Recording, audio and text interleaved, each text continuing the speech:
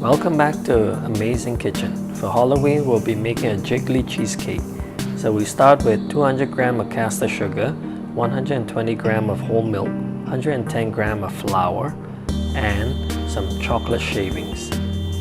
Then ahead of time, I've mixed 280 grams of cream cheese with 80 grams of butter over some low heat so that it can melt and incorporate together. Then we'll be using 11 eggs in our mixing bowls.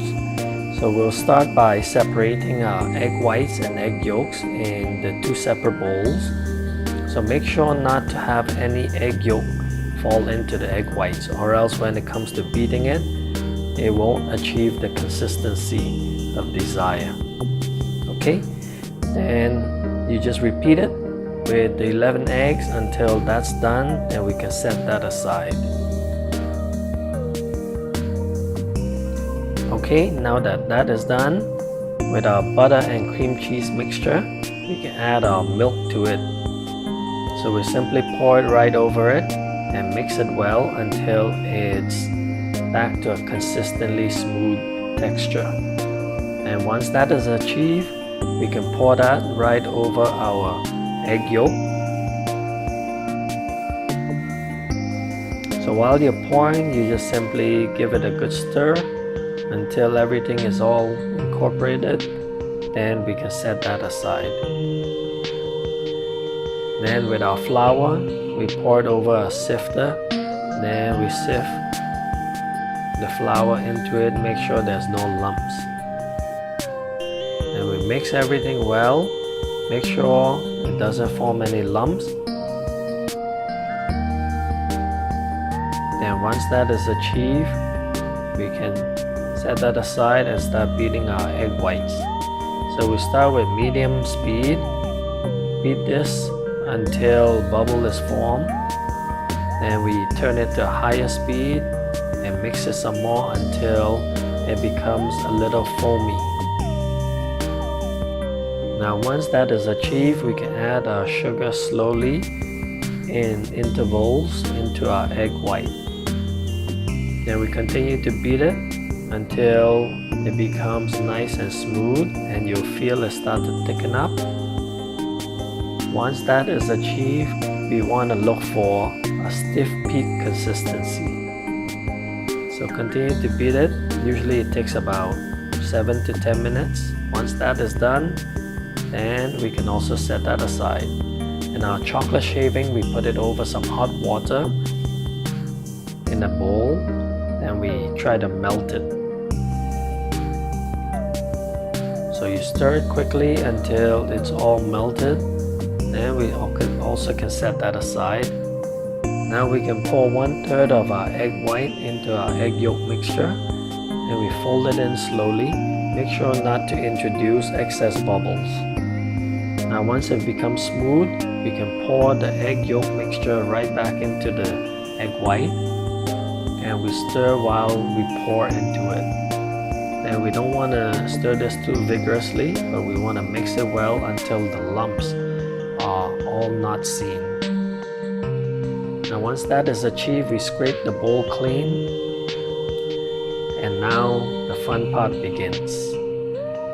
So we scoop some of this batter into our chocolate, and this will be used as our decorative design over the top of the cake. Now we have some food coloring. I have a red and a yellow coloring that I'll be adding to this. So there's no specific mixture. You mix until the desired color of your choice, and then you can stop. So I'm looking for a nice pumpkin orange color. So I think I've achieved that. So I scrape everything clean, make sure there's no excess coloring. Then we have our squirter bottle, whereby we'll be pouring our chocolate batter into it, so it's easy to draw a design. And I've lined a springform baking tray with some baking paper. Then we simply pour our batter into it and give it a few taps to remove some of the bubbles. Now once that is done, you can draw a design over it. In this case, I'm doing a spider web with a spider and then trick or treat on the side, but that didn't turn out very well because it started to smear right after. Because it's a spring form tray I'm using, I will have to line it with some foil or else it will leak. Then we put it over a water bath, then we bake it in our oven at the desired temperature and time. Once our cake is ready, we allow it to cool for 5 minutes before we release the springform pan from the cake and allow it to cool on some cooling racks. Today is Halloween, so as you can see, I'm trying out a new shirt for Halloween. Okay, so what we have in front of us is a Jiggly cake that is made into a Halloween theme. So as you can see, a little spider web in it and everything. So it's beautiful. So I hope that if you like it, you can give it a try at home. And now let's give it a cut and see how this tastes. I mean, you can almost trick someone that it has pumpkin in it, but it doesn't. Ooh, look at this. Look at this. All right, here we go. Now let's give this a try.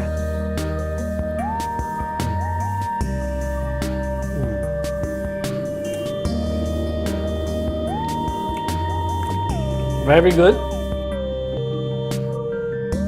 So, I hope you can make this for your Halloween, and happy Halloween. See you next time. Make sure you check our playlist and subscribe if you haven't yet. Bye now.